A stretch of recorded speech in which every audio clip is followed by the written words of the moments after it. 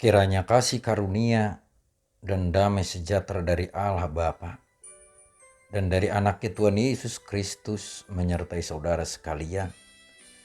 Amin. Shalom Bapak Ibu dan saudara-saudara yang dikasihi Tuhan Yesus Kristus. Kiranya saudara-saudara yang kami kasihi dalam keadaan sehat dan dalam perlindungan Tuhan untuk mengawali setiap pekerjaan dan aktivitas kita dalam satu hari ini. Sejenak, marilah kita mendengarkan firman Tuhan terlebih dahulu. Sesuai dengan ayat harian dalam Amanat AKBP pada hari Kamis tanggal 21 Juli 2022 yang tertulis dalam kitab Imamat pasal 19 ayat 15. Beginilah bunyi firman Tuhan. Janganlah kamu berbuat curang dalam peradilan. Janganlah engkau membela orang kecil dengan tidak sewajarnya. Dan janganlah engkau terpengaruh oleh orang-orang besar. Tetapi engkau harus mengadili orang sesamamu dengan kebenaran. Demikianlah bunyi firman Tuhan. Bapak, Ibu, dan saudara-saudara yang dikasihi Tuhan Yesus Kristus, dalam peradilan dunia, di sana ada terdakwa, ada saksi, ada pengacara, ada jaksa, dan ada hakim yang akan memutuskan terdakwa itu salah atau tidak. Jika Anda melihat peristiwa peradilan, baik itu secara langsung atau hanya menonton televisi, atau hanya mendengar hasil keputusannya, apakah yang ada dalam benak pikiran saudara-saudara? Mungkin di antara kita ada yang mengatakan itu tidak adil. Hukum di Indonesia ini tumpul ke atas dan tajam ke bawah. Tapi ada juga yang mengatakan bahwa hal itu sudah adil sesuai dengan hukum yang ada. Saudara-saudara, adil itu sama dengan kebenaran, di mana untuk mendapatkan keadilan dalam sidang pengadilan, maka saksi itu haruslah memberikan informasi yang benar. Jaksa penuntut harus menuntut terdakwa dengan benar. Pengacara pun harus membela terdakwa dengan benar. Lalu hakim yang akan memutuskan perkara tersebut harus menimbangnya dengan benar sesuai dengan bukti-bukti yang ada. Jika sidang pengadilan takut karena desakan massa, takut karena terdakwanya adalah orang yang besar atau orang yang punya kuasa, atau orang-orang di dalam peradilan telah disogok, maka hukum itu sudah dicurangi. Firman Tuhan berkata, janganlah kamu berbuat curang dalam peradilan. Curang dalam pengadilan bisa karena tidak membela orang kecil, tapi malah memberatkannya. Curang dalam pengadilan bisa juga karena pengadilan itu terpengaruh oleh orang-orang besar, sehingga ada rasa takut kepada mereka yang punya kuasa dan uang, hingga hakim pun tidak lagi memutuskan perkara dengan benar. Saudara-saudara, pada masa Raja Salomo, ketika ia memerintah di Israel, ia diberikan hikmat oleh Tuhan, sehingga ia bisa memutuskan suatu perkara dengan benar. Pada waktu itu ada dua perempuan yang memperebutkan seorang anak. Di sana tidak ada saksi yang melihat secara langsung, sehingga tidak ada bukti yang benar. Namun melalui hikmat Tuhan, Salomo memperlihatkan keadilan Tuhan.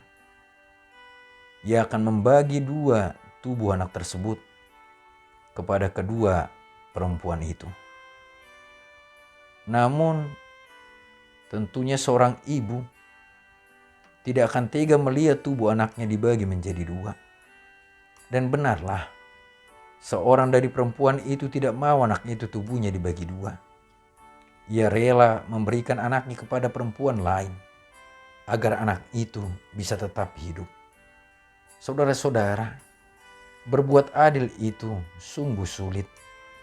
Mungkin bagi kita itu adil, namun bagi orang lain tidak. Adil itu bukan masalah timbangan atau dibagi sama rata. Adil itu adalah suatu nilai kebenaran dan kasih. Nah, saudara-saudara, ada sebuah ilustrasi atau cerita singkat tentang abang adik yang saling peduli satu sama lain. Mereka tinggal berdekatan di sebuah desa. Abangnya sudah berkeluarga dan punya 2 anak, sedangkan adiknya masih lajang. Mereka berdua bekerja di ladang warisan orang tua mereka. Lalu hasil panennya mereka bagi rata. Nah, suatu hari si adik merenung. Ia merasa kurang adil kepada abangnya jika hasil panennya dibagi rata. Padahal sang abang sudah punya tanggungan keluarga.